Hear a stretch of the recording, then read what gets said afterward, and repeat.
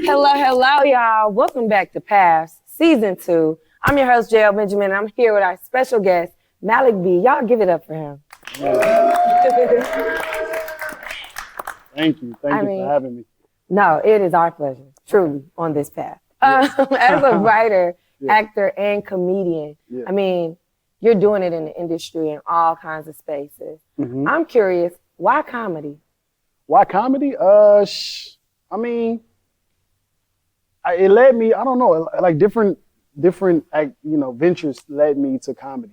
Like you just don't start off and say like, I want to do stand-up. Like I remember watching Comic View with my family, a group. Like we used to eat food and we would watch Comic View, and I used to laugh and stuff like that. I was like, damn, I want to do that. Like, you know what I mean? So I'd just be the funny guy, I do funny stuff, and then I did Burning Sands. And after Burning Sands, I just make everyone laugh, and then a lot of people just suggested, and I was like, yo, you should do stand-up. Yeah. And I didn't know what to do. I didn't know where to start. So my friend hit me up and they were like, let's do the stand-up class. Okay. I was like, okay, cool. She was like, I was like, how much is it? She was like, it's only $700 a month. I said, I can learn on my own. Yeah. But if you want to go for it, you invest in yourself. So I did $700 for 8 weeks. And man, I took it seriously. And I wasn't going to even do it. I was like, this is fun. Because you want to talk, you want to public speaking, right? You want to like have confidence and just understand, like break ice, tension in the room. But my guy who taught the class, David Arnold, who just passed away, he was my mentor. He was like, yo, I really will be upset to see if you just give up and not fulfill or just see it through, and just try it. Because I did a stand-up. At the end, we had to do like a showcase, right? And I had the best one. I invited all my friends for the set, and they came out and support. And everyone's like, yo, you was the funniest one that night. And I was in there with like people who've been doing it for 8 years, 6 years, 10 plus years veterans. And I had the set of the night. And he talked to me afterwards. He was like, bro, just try it. And ever since then, it's just been, flying colors. It's been happening. Thank you. Yeah. So being originally from Louisiana, what brought you here? Shit, the rain. The hell? We washed this all the way to LA.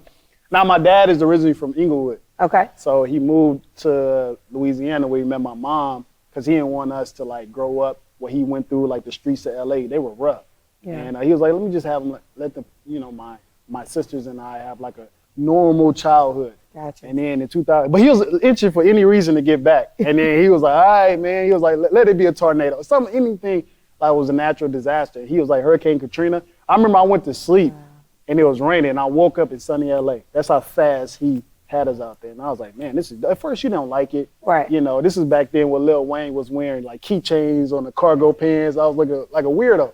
And I came out here. I felt like, you ever seen the movie The Wood? Yeah. And remember White, when he was like, I'm from North Carolina. That's how I felt. Like, you you the gangbang or you ball. I was like, oh shit, that's the only two options? And I was like, God, there gotta be something else. But of it, like I boxed. Like he put me in boxing. Yeah. And the family thought I was gonna be like the next Floyd Mayweather. They invested all that money. They took me to fights. I was nice. I was everything. And then I don't know. And then I started comedy. Yeah. That was a weird transition. But from literally. Boxing helped me with comedy because it's you versus your opponent. And with comedy, it's you versus the audience. So it gave me the confidence to already have and understand like, oh, this is not worse than getting punched in your face. So that's why I kind of can like ease myself in a little bit with comedy. Yeah. Yeah, that's how. How did you have that conversation with your family? Like once you knew you wanted to change gears or pivot on your path into comedy, like from boxing? Shit, my mom drove me to the comedy club. She was like, yeah, go ahead. You know what I mean? She was so happy. But my pops was like, yeah, go ahead. You still can do boxing on the side. Because I was in the movie Creed. And from Creed, I was looking at how like Michael B. Jordan, was looking on set. I was like, okay, this is dope. I like that. He was, his physique, how his discipline on set. And me, I'm just like, with Sylvester Stallone every day, we cracking jokes. And me and Ryan cracking jokes. And I was like, yo, okay, cool. Is this something you want to do? Because, acting is a tough business. Yeah. I was like, yeah, man. You sure you don't want to stick to boxing? I was like, nah, man, I want to act. And I called my pops. He was like, actor? You You was just down there to like, film a movie and make some money. Now you telling me like you wanna be an actor? I was like, yeah, man, it's dope. So he was like, okay, cool, good luck. It's a long line. I was like, oh shit, I'm cool. And then when I got back to LA, that line was long as hell. So I was like, but you find your ways and you build relationships, and that's how the conversation. So he kind of started noticing that I was really putting in the work, the groundwork. Yeah. And he was like, okay, cool. But he was like, I still stay in shape. I still box. I still I even helped him box. So it was a cool conversation. It was just tough because my pops really wanted me to be a world champion. Yeah. But he also wanted me to be happy. Whatever makes you happy, he always was like, okay, if you're serious, I'm going to put, my 100% and give you advice behind it. But if you're just playing around, he'll just look at you fail. Yeah. He'll just sit back like, all right, you ready to make sense now? And I'm like, all right. So, he cool though. And I would assume that's helpful being in the comedy space, right? Of course. Because there's times where you probably went to an open mic and like had everybody dying. Yeah. But there's also probably times where you went to an open mic and not saying you lost that fight, but it was a little harder to connect with the audience. You can be honest, bomb. Could you describe like those two different moments? Getting a laugh is dope. If anybody in this room, it's something about like making someone else laugh. It's a great feeling. Yeah. You're like, oh man, it's just because naturally people are happy. Yeah. People are not miserable. We're not sitting at home being depressed. We're energetic. We're fulfilling because we know and understand our purpose. Yeah. So with a laugh, it just takes away anything. You can forget about your bills. You can forget about your relationship. You can forget whatever's going on in life. When you laugh, it just takes your mind off of it. So when you get somebody laughing, that makes you feel great. Yeah. Now, if you just up there and you like supposed to, tell jokes and it sounds like a TED talk, then you like, oh shit, well, did they argue in the car? You start questioning the audience, but it's not a good feeling. But you have to endure that. Yeah. Because now it lets you know and set the tone on what kind of crowd or what kind of audience you're dealing with.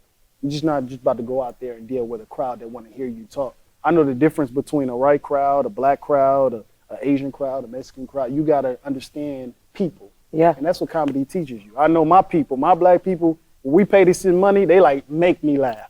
Because I could have stayed home, but you know what I mean? But you gotta talk at them like, okay, look, this is the reason why I'm funny. And then with the other, the white crowd, it's kind of easier, the Mexicans and all that. But I love we call it the chitlin circuit. Okay. The black, that's how you know if you're funny. Black people gonna tell you funny or not. And that's why I really wanted to make like everyone laugh, but when you get that black laugh, when everybody running all over and stuff like that, that's what I love. That's what I do jokes for. If you ain't tapping somebody and after I'm saying a joke, I'm like, I gotta rewrite it. Yeah. That's what I want. And that's the difference between like a bomb and a win. So that's what it is. Like a bomb is not a good feeling, but you need it. Right. Because in this industry, you're gonna bomb. You know what I mean? I don't care no matter what you do, you're gonna bomb. Trust me, you can't run from it. Tell me about your first bomb.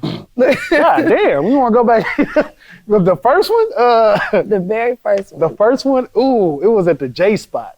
It was at the J Spot right there on Manchester. Okay. And I thought I was the guy because I had like my upbringing in comedy. Like the first 6 months, I was already on tour with Jeff Garland. So I was on a trajectory that nobody's seen before. Wow. And I was dealing with like these like professional rooms. And when I say professional, like the white corporate rooms.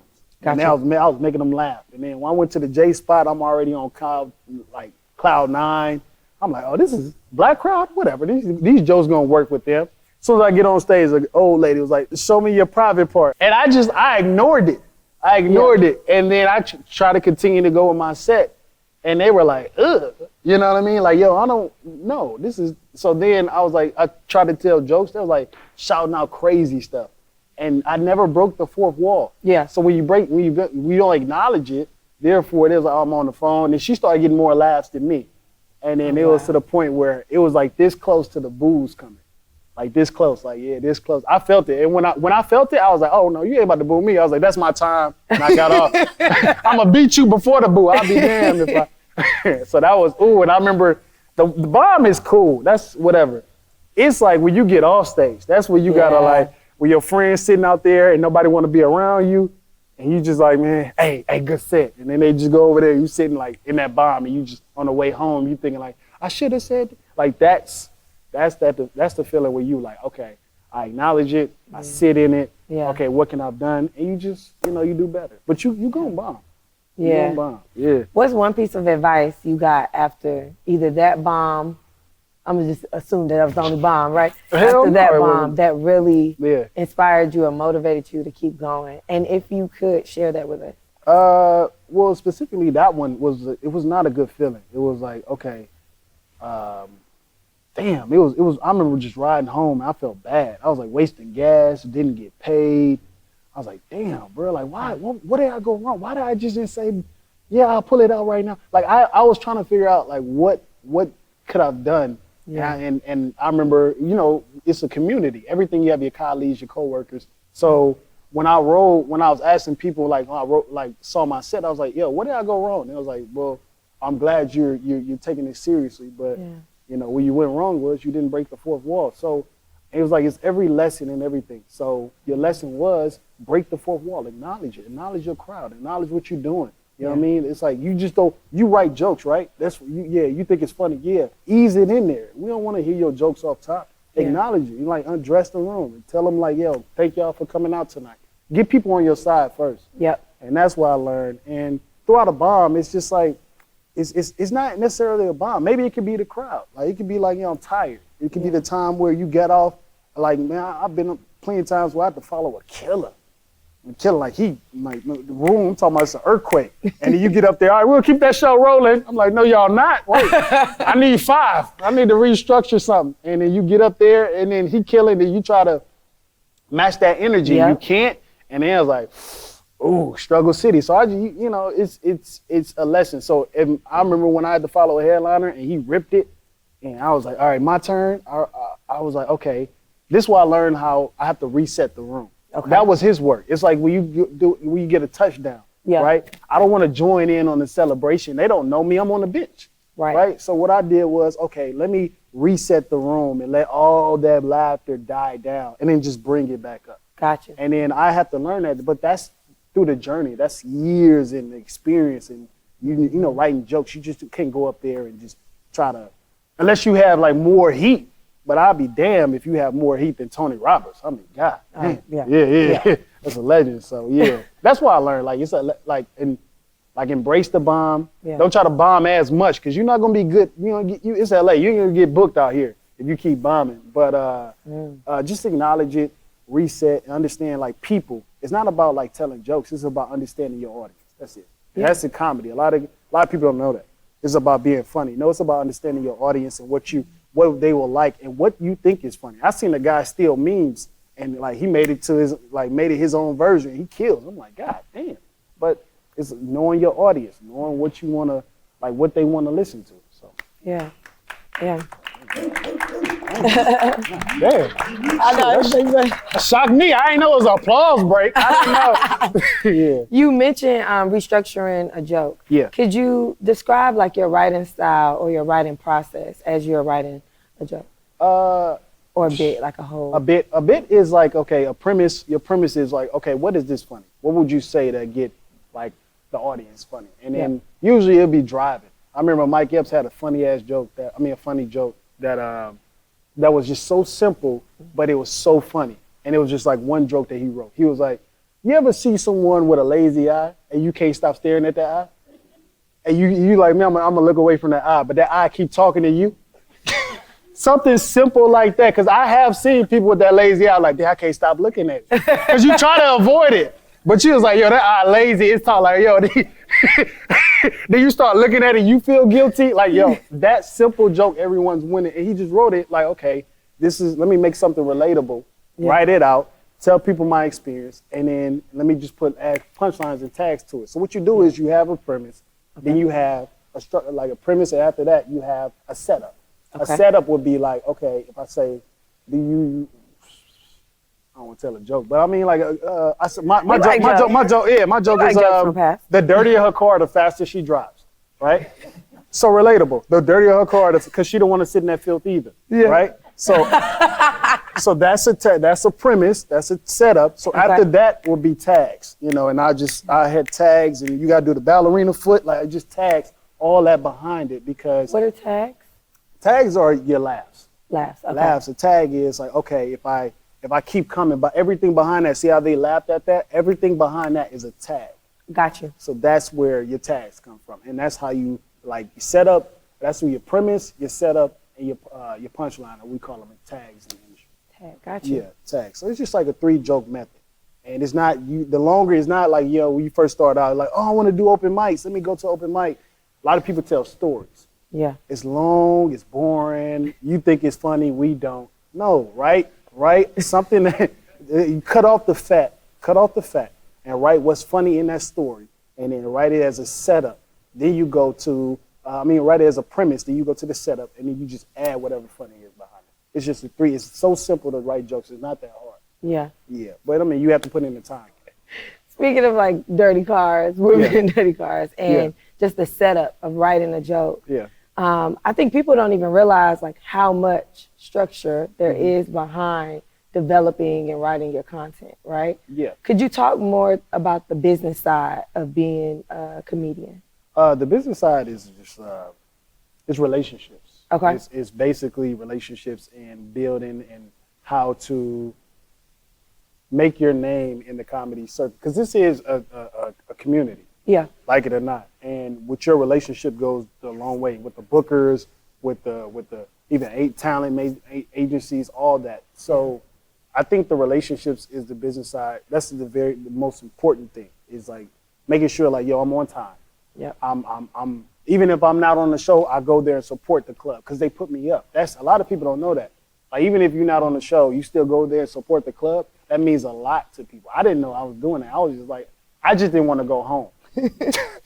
so I found out at the gym, like staying out all night. They was like, oh my God, you supporting the show? I was like, yeah, I am. And then they was like, they started getting booked more. Yeah. And when they need someone, they call me. So I think that the business side is just relationships and putting in the groundwork. If you're funny, they're gonna find you. But also when they find you, have something for them to like, man, I like this kid. I like that guy. Or he's professional. I can book him when I know someone's going to drop out. So that's the business side. It's just, massaging people's back and making sure your jokes is right. Yeah. When you said an agency, how do people go about getting representation as a comedian? Festivals. Okay. Festivals, or like when friends, you be a comic. I got my representation off comics. Other comics was like, man, you need to hear this kid. And that's how they came to us. They'll never tell you they're coming to the show. That's the crazy thing. They will never come. Well, for me, but they sat in the back, and I get approached afterwards. They was like, hey man, I'm with CAA, and like, here, I want to take my car. Let's have a dinner and all that. And you chop it up. And if it's for you, it's for you. Yeah. If it's not, it's not. Like you don't have to jump because I'm with CAA or something like that, or I'm with Innovative, or I'm with 3 Arts or something like that. Like, this is who I have, this is who I have. Yeah, but they're funny. What can you do for me? So going about representation, I'll say just, man, being online. The game has changed. They moved the goalposts. Back then, it was like, when you watch Comic View or Def Jam, it'll be like Chris Tucker. You'll see Chris Tucker or Martin Lawrence on Def Jam. You're like, oh, next thing you know, you see him in the movies. Yep. But now, today, we have a power of the phone and social media. You put yourself on. And then you come with something more than an agency. You like, nah, why do I need y'all? Well, look, we can put y'all in. I can do that by myself. I can get, 35,000 from one video on YouTube, or I can get, Facebook, 80 bands for 2 videos in a week. So why do I need y'all? So that's when you can change the game. I can do my own tour. I can do my own stuff. So, representation is great, but I say put yourself on is the best way. Yeah. Right now. Because, God damn it. Y'all shocking me. I didn't know. I'm just talking. Talking about the trajectory, right? And playing in those different spaces. Yeah. I mean, you had like a lot of content that's been viral, right? You better recognize Oh, yeah. Okay, sure. We did sure. Do your research. What was all the hard work that went into making that content? Oh, my God. Was it a lot of like, scheduling and processing about that? I shoot with women, so you already know. That scheduling was like, ooh, rough. But you have to, man, one thing, if you have an idea and you have to see it through, you have to see it through. I had to learn how to edit. I didn't know how to edit, but the more you talk about online, you just can't get online. You just can't get online and like, I'm gonna make a funny video and it's gonna go viral. No, you have to find your shtick, as they would say. So you throw a lot of stuff at the wall, like something is gonna stick. But if you don't get to like throwing it, it was like, I hear a lot of people saying like, oh, I'm gonna start posting videos, but I wanna just post certain, no, just post. Just post. Like, oh, I wanna post. No, just post. Yeah. Throw it out there. You don't know what your fan base will like. You don't know who would come to your page and like, damn, I was just thinking about that. You know what I mean? So whatever you do with the viral videos or stuff like that, I was just like, I'm just gonna post. Yeah. I don't care, whatever hit, it hit. And then relationship like skits hit for me. So I was like, all right, I'm gonna stick to that. And then I just like, what else would be like relatable that I would think that's in a relationship that other people can relate to. Yeah. And I just been posting and I shoot. But I know once your views go up, that scheduling start going down. When can you shoot, Malik? You goddamn right. I want to shoot on. No, I'm just kidding, but, a lot of time went in it as well because you want to have a great people to shoot with, like a great group of people. I want to have like people who are hardworking like me, friends of mine, comedians, and who's been doing it for years, plus like more years than me. But I want them to have like get their face online, so they comedy clubs can start respecting them and booking them. And once they see you putting butts in the seat, that's when they'll respect you and they'll come see you. So that's how I started online. I really wanted to have like people come out to my shows, and I see like how these guys in Atlanta killing the game, and they have sold out shows. I was like, why not? Let's do something like that from the West Coast, and that's what I'm trying to like, start that train. I'm still trying to, push and endure what we have out here on the West Coast. Yeah. With skits and stuff like that. What are some of the roadblocks you're running into with trying to stand that community up and that presence here? The roadblocks is like the love that you get, but they don't show it online. Gotcha. Let me, you know what I mean? Mm-hmm. Like, hey, bro, you killing it online. When have you reposted it? Yeah. When have you liked it? When have you commented? Man, I be seeing you doing your thing, but then it's like, it's free 99 to repost something. Yep. It's free 99 to leave a comment or a like and stuff like that. So how are you going? Those are the roadblocks, because your friends, like, they can put you on. Yeah. And you can get put on faster by helping someone else. People don't know that though. Yeah. You know what I mean? So that's why I think that's the roadblocks. I think it's the community. When people see you have something going, they'll look from the sidelines, and then when you pop in, that's when they wanna, hey, that's my man right there, and then they repost and stuff like that. So that's the roadblocks I feel like I'm not having, but I see it, I peep it, and I feel like I wish people were like me, because I share, I share a lot of people's stuff, because it's not gonna cost me anything. Yeah. So why not? This is something on my page is interesting or something like that. I'm like, oh, let me go check it out. Let me repost or let me like or something like that. I try to push people up. And I feel like that's the roadblock in the comedy community, because it's so small. Gotcha. And I think Kevin Hart just spoke on that. And he was like, yo, it's people on, but people don't want to put other people on. Yeah. And then I was like, okay, well, that makes sense. So I would try to use my platform and try to put, like I said, my little team together. We're just trying to push on the West Coast. Like, I like how I'm a big fan of like the Country Waynes, the Desi Banks, the Carlos Millers, all those guys in Atlanta. They're pushing people up. I was like, I love that. I love that. Let's do that on the West Coast. So I try to push people up. But this, I'm not saying like all Hollywood, but like some people out here in LA, in that community, I'm like, man, I ain't pushing nothing. You gonna push my car when I run out of gas? No, so why should I push you? So I'm like, all right. So you have to endure that. That's the only roadblock I say we're facing. But other than that, the skits, but the people who see it, that's who I want to see it are seeing it. And I get booked more on shows. I'm booked all the time. So that's where I like from the skits, but that's the only roadblock is your people, your peers. Yeah. If you could share some words of encouragement, right, to an aspiring comedian, and you could tell them directly, like something to motivate them. They've been posting their skits online. Like, no traction? It's no traction. It's dead over there? No traction. I mean, they've been consistent. They on time, on schedule. Man, I'm about to quit. They doing it. They on TikTok, Instagram, Facebook, everything. You know what I'm saying? It might be you then. What? I'm not about to lie to them. I'm not about to lie. Like, that's encouragement. That's encouragement. Maybe you're not just funny enough. Like, I wouldn't want to repost that. anyway. Hey, reposting, why? No. But it's free 99, I know. Nah, I'm messing with you. Hey, if you... Yo, I feel like that's how tough love is in the comedian space. It is, yes. Even after you bomb, I feel like another comedian might come up. Oh, I have got all the jokes on you, or backstage is like crazy. So that's just an aspect of love. I had a dude give me advice after a bomb, and I was like, yeah, I appreciate that. He went up there and killed me and told me, yeah, man, I had to give him advice too. I'm like, God, you could have killed me without that. You had to disclose that information. Like, he gonna listen. I was like, okay.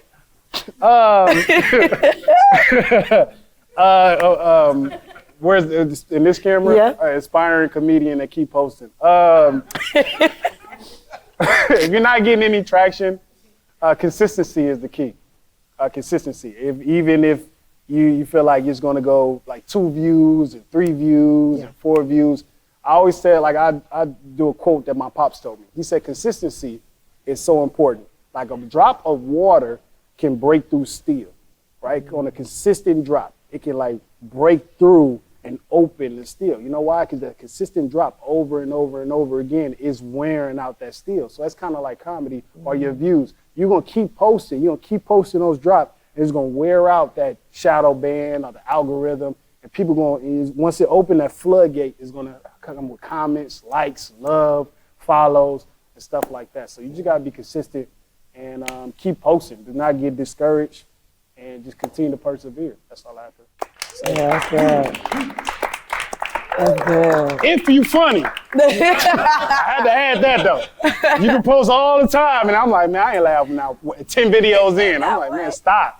Cause I had black women, listen, the internet is a cold piece of work if you want to stay on the internet. Cause like, man, cause the comment, cause you know they got trolls online and stuff like that. So, one comment, I'm like, man, I had a funny video, and it was every comment was like crying emojis.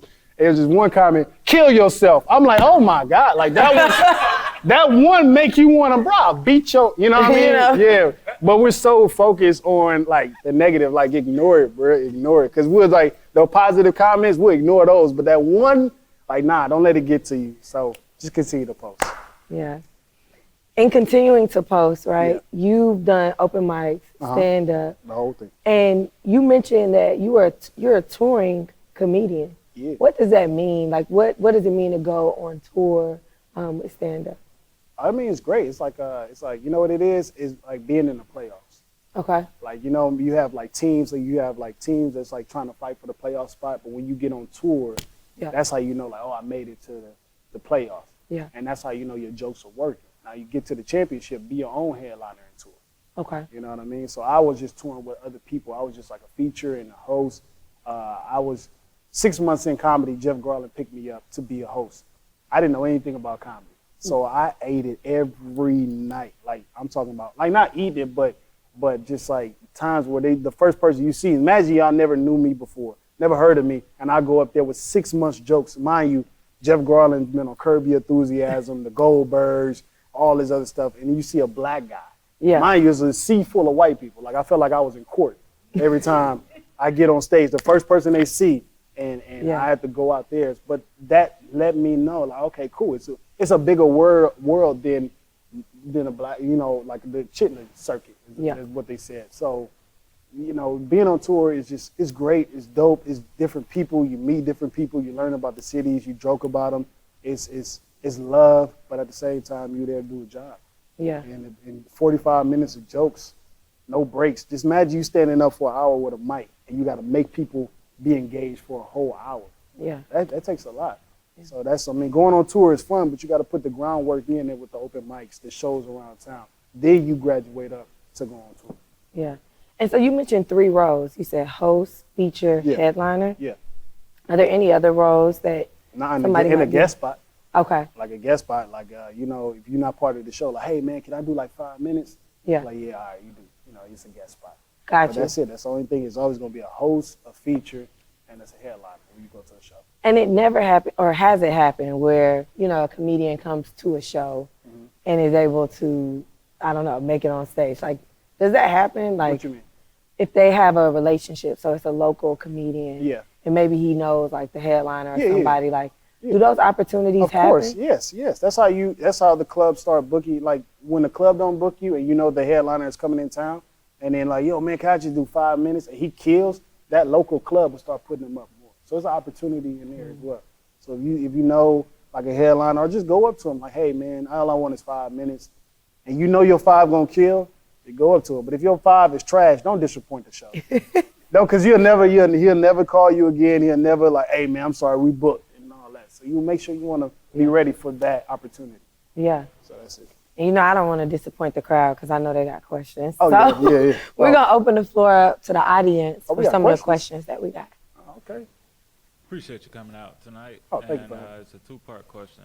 One, what would you say the biggest difference is between social media skits and stand-up comedy, and which one would you prefer? Yeah. Oh, the biggest difference is no pause button on that stage. It's no editing. It's no, hey, let's do that again. Nah, it's no breaks. So a lot of YouTubers you see are people with like a lot of following. They'll come over and think it's the same thing. They struggle, and you know, a couple of them like, I'm gonna just stick to this social media money, because stand up is like it's an art. You can't cheat it. You know what I mean? You just can't get on stage and like, yo, give me the mic. I got something to say, and then you realize like, what?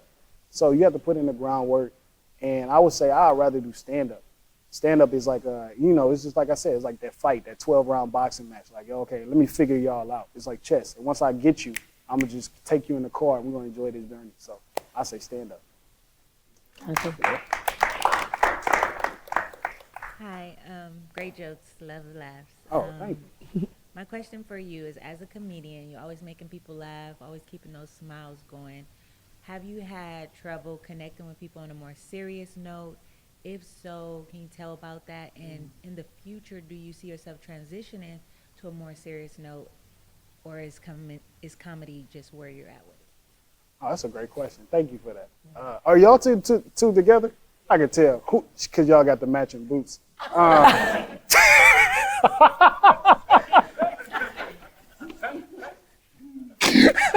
We're gonna be a unit tonight. Nothing. He was like, man, I wore these boots last night. These heavy, these my. Nah, I forgot the question. Can you say it again? I'm sorry. I saw the boots. I was like, ain't no way. He's like, man, I'm gonna just come outside with these goddamn Rito Brown boots. Go ahead. As a comedian, Yeah, I'm sorry. making people cry with tears and all that, right? Have you had trouble getting serious interaction with people because you're, always making people laugh? And in the future, do you think you will take more serious roles, or is comedy where you're at and you're just going to stick with that? I think far as like serious, I don't have any serious interactions with. I know how to turn it off. Yeah. It's a time and place for everything. So and plus, you making people laugh is your job. You get exhausted. Like I don't want to come home and, hey, tell me a joke. Like no, just like you clock out, I clock out too. So I turn it off. I want to be serious. It's like Malik B is what y'all see, and I'm Malik. So I'm a cool person just like y'all. So I turn it off with the serious interactions, and people, my family and friends know when I'm serious and trying to be serious. And right now, I love comedy and stand up so much right now that serious roles, I mean, I would love to have one, but my focus is everything about comedy. It's like, and I don't want to have like all my eggs in one basket, but I do with comedy. Like I want to put all 12 of my eggs in the comedy, and I want to see like how high I can take it. It just like it was a Eddie Murphy and a Richard Pryor or Kevin Hart, and they taking it higher. Why can't Malik be? That's how I look at it. Okay. I actually do have a question. So how important is it for a comedian to know how to structure their jokes? Because you have people that think that they're funny, but it's a certain, like, I ain't no comedian. But, it's a style of telling a joke. Yeah. That's the first question. And the second question, do you consider yourself someone more like a Eddie Murphy as far as your joke telling? Like Eddie Murphy and a Kevin Hart, you know how they do stories. You know how they tell the stories. Are you like someone like you mentioned earlier, like Mike Epps or like a Joe Torre that like cracks the jokes? Because you clearly jokes. But which one do you prefer as well? That's a great question. I think that how to structure a joke is how your writing process, right? So when I say structure a joke, it doesn't have to be verbatim, but just to have structure and organization, it'll be premise, setup, punchline. But it can be a punchline in the setup. You know what I mean? Like, yo, I can give you an example of like when a comic said, yo, when you floss your teeth and you pick the meat out, do you eat the meat? You know what I mean? And then that's his, you think about it, you see what I'm saying? Yeah. That punchline in it, he was like, I know you eat the meat and all that. So it's just, exactly, you see what I'm saying? So that right there, it doesn't have to be a setup, and then it's like and then the setup of a joke would be, this is a setup. And then I'm an example, a premise is set up in a punchline.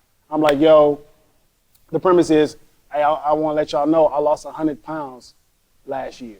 And everybody would clap. That is the premise. Like, yeah, my ex left. That is the setup. I was like, yeah, I miss her. The bullet went just past her. That's the punchline. Do you understand? You see what I'm saying? You see what I'm saying? That's the setup, premise, and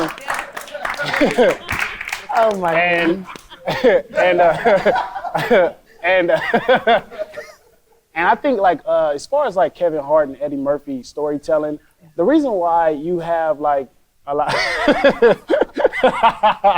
the reason why you have like a lot of like you don't have that style of comedy anymore because of time. You remember, like I would listen to Eddie Murphy's story. I would listen to a Kevin Hart story. And then you have online with TikTok, it's a minute. Why would I want to listen to somebody you don't know for like over 45 minutes? Yeah, you funny, but man, I ain't trying to hear all them stories. Say the jokes. You see what I'm saying? Like I think that's where the style of comedy misses. So I try to lean towards like a Mike Epps, a Guy Torrey, to just like some relatable quick, because I know this is a TikTok crowd. I know like my social media, like people I'm trying to have come out to the shows, it's not on Facebook. It's not. They on Instagram, TikTok, and stuff like. But to my Facebook audience, I mean, I would love for y'all to come out. I can do those jokes too. But I'm saying, but that's the storytelling. It's very unique, and it's so great to have to storytell and say the joke.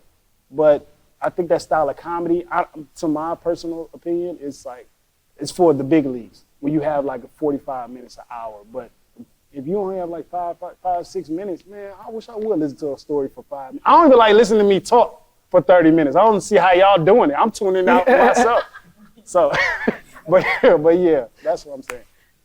Can you take us on a journey of a young man or young woman with the desire to be a comedian that may not have resources such as funds, right? Mm-hmm. And they have a desire to be a stand-up comedian. Yeah. Like on stage, getting paid for their comedy. Mm-hmm. Can you take us on a journey from I want to be a comedian all the way to where they're getting paid for shows? Do I have a microwave version, because we are? No, I'm gonna make it short. Do they have a cell phone? Yes. Okay, cool. So if you have lack of funds, let's just say he's in Atlanta, and I have a cell phone. I can't pay for, go to a comedy show and stuff like that. YouTube. I can't pay for a class. This class is online. So I would say that my first step will be go to YouTube, figure like, how to comedy class. It's literally, I did this. And it's a book called Art of Stand-Up, and it's online. You can read it as well. The Art of Stand-Up Comedy. And I read the book. I read the book. I did the YouTube classes, comedy classes online, even while I was in class. And that's all free. I mean, and what else? Then after that, I will go to an open mic. An open mic is free 99. Certain ones is free 99. Even if you have to walk, Uber, drive. If you have a car, drive. It's going to be perfect. Then after that, you start. You record everything you say. When you first starting out, everything on your phone. I record my sets to this day. I record my set. You just like how you listen to your favorite music on your song and you start memorizing it. That's how you should do with your set if you take it seriously. So you remember everything word for word. And when you come and remember that, you're like, oh, they laugh right here. And then you listen to it over and over again. You're like, oh, I can add this. Oh, I can add that. And that's how you expand a joke. And after that, after you just expand and you make your name known, then the club will reach out to you. Or you can go to a festival, sign up online, which is free. like, yo, hey, I would love to participate. Well, send me a tape. Man, I send a tape, like go to a open mic, record yourself, film it, man, and go to YouTube, add some applause laughs, and make it seem like I was killing that open mic. And they'll book me at the festival, and from the festival, that's when the agents, the bookers will see you on stage. And I went from being in my living room, thinking I'm about to be a stand-up comedian, to doing it. And that's how you do it. What's up, man? What's up, bro? Appreciate you. I have 2 questions. Okay. Who are your top 3 that your top 3 comedians that really shaped you? Okay. I got one more. Okay. Go ahead. All right, this one. I say Kevin Hart, Carlos Miller, and Tony Roberts. Those are my 3, like really formed. And you put that in there, you have Malik B. Nice. That is a nice mix. As an aspiring comedian, I feel like I genuinely make myself laugh. Mm-hmm. How do you not make yourself laugh while you're on stage? Like, I feel like I would have. Shit, I laugh at my jokes all the time. It's my jokes, they funny. I'm talking about I crack myself up sometimes. Yeah, bro. When you laugh, like let's say somebody's laughing at your joke, and then you laugh with them. Everyone we having that same bond, and it makes it even more funny. It's even for you like, yo, just imagine if I just say a joke, we all laughing, and then like how he laugh, yo, it's just laughter is contagious. You know what I mean? You ever been around somebody who laughing and he don't laugh? I'm like, okay, you a thug or you about to die? Like I don't know which one you can choose from. Like laughing is contagious, bro. So when you crack yourself up, don't be afraid to like when someone you on stage and they're laughing at your stuff and you don't want to laugh back. If you crack yourself up, man, I can't stop laughing because you wrote it. It's your joke. You thought it was funny. So that's why I'm like, man, laugh at yourself. Hell yeah. Yep. Well, okay, because the money about to run out. I swear to God. The money about to run out. I'm about to tell y'all right now, okay? He said there was only 3, there's 6 of them. Y'all done doubled up. All right, Christian. He was like, yo, for the journey, explain the journey. Man, I know you. You heard him like, yo, let me wait for the back. All right, go ahead, I'm sorry. Nah, man, that's my guy, for real. Go ahead, bro. Nah, man, definitely appreciate everything you said today. You made a couple of sports references. You said being on tour is like the playoffs. You said having a headliner is the championship. What is your ultimate Super Bowl? Like Malik B did it in life if I fill in the blank. If I sell out the crypto arena. Like, yeah, that's what I want. That's hard. You sell out the crypto arena, yeah. But it's gonna take a minute though. But I know like that's the goal, is to sell out the crypto arena. So that's when I sell out the crypto arena. Yes, that's. And we're gonna clap that into existence. Oh yeah, for sure. I'm big on manifestation. That's why I be on the Zillow app every day, looking at like $8 to $10 million homes. Yep. Yeah. Oh, I will sell out the crypto arena in the future. So Malik B presents, and it's gonna have like my special name, and then it's gonna be Crypto Arena. Yeah. Appreciate that. I mean, there's nothing else to add to that moment. Oh, yeah. It was everything. Thank you so much for joining us here on Pass. Appreciate y'all. Thank y'all so much. I appreciate y'all. We appreciate it. We'll see y'all next episode. Yes. Man, y'all.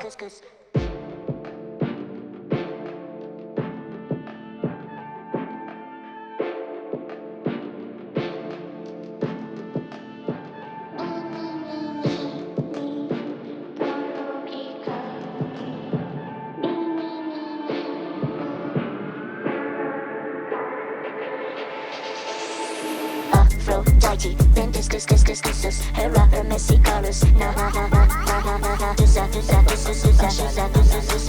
Never become Christmas. I love that.